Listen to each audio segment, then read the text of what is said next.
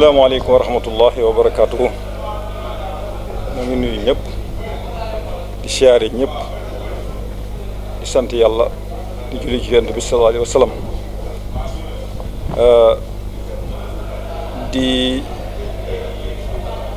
nuyu nag Cheikh Moustapha Mbacké mii nga xam ne moo fi nekkal sëriñ Ahmadul Muxtaar di doomam te sunu sëriñ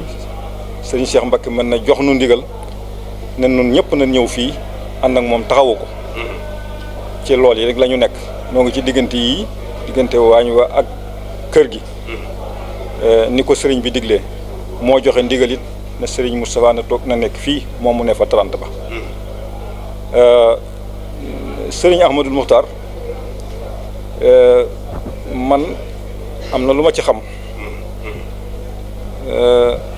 ndax am nañu diir waaye daal suñ la bëggee misaal melokaan wa dañ lay wax ne la comme Cheikh Moustapha arfan bi arfan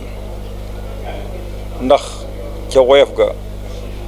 ca lewet ga ci yaatu ga ci mën a muñ ga yéene ñëpp jàmm ku mu gis jàpp na la boppam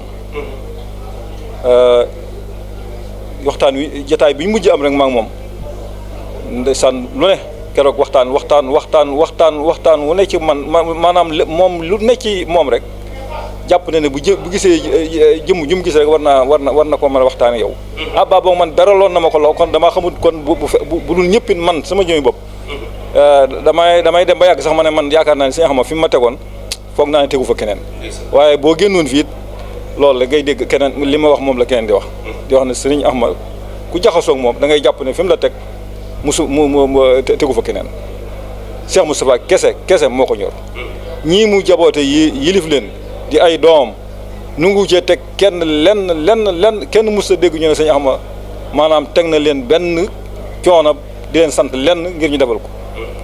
moom ndax jàpp na ne moom moo war a defal ñëpp na Cheikh Moustapha doon doxee daal li ma lay ci boo ko bëggee tënk daal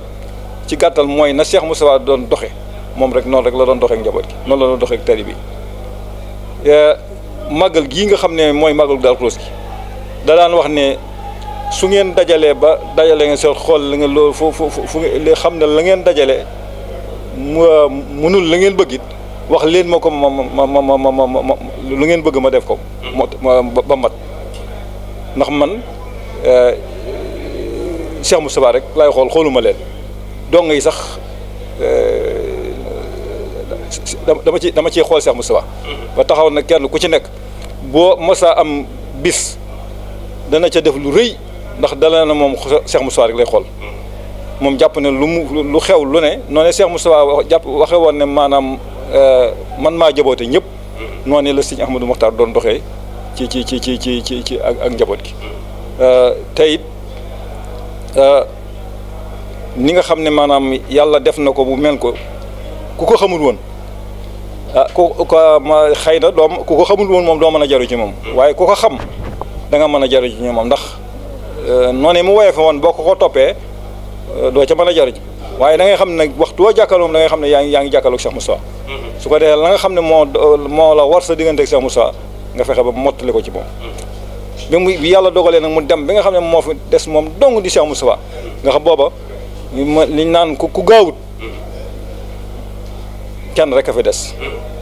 muy lu metti nag maanaam booba bi mu fi desee moom dong daa metti